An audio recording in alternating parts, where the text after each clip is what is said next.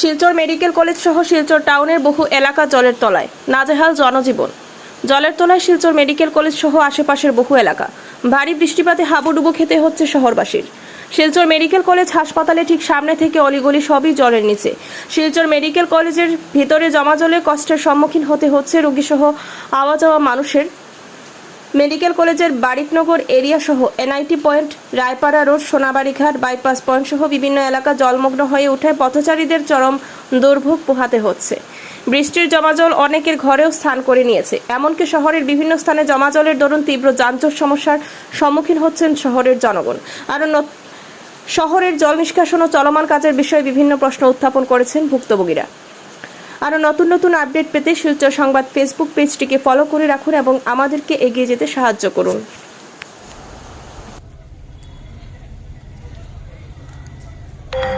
শিলচর মেডিকেলের গেটের সামনের যে সড়কটি, সেই সড়কের জলের অবস্থা, মানুষ যাতায়াত করা অসম্ভব হয়ে দাঁড়িয়েছে।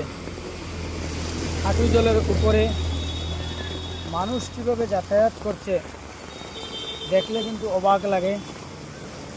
জল যাওয়ার রাস্তা না থাকার কারণে রাস্তা রয়েছে কিন্তু রাস্তাগুলো বন্ধ হয়ে গেছে, তার জন্য মানুষ যাতায়াত কোনো অবস্থায় করতে পারছে না। সরাসরি আমি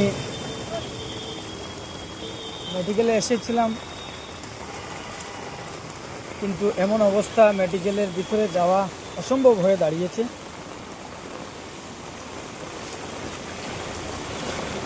হাঁটু জলের উপরে জল। শিলচর মেডিকেল কলেজের ঠিক গেটে থেকে যখন গেট দিয়ে ভিতরে যাওয়ার সময় হাঁটু জলের উপরে জল বিপদসীমার উপরে বর্তমানে রয়েছে। কারো পাল থেকে দেখেন স্যান্ডেল হেরে গিয়েছে, খুঁজে পাচ্ছেন না, এরকমের অবস্থা দেখা দিয়েছে। অবস্থা ভয়ঙ্কর পরিস্থিতি দেখা দিয়েছে।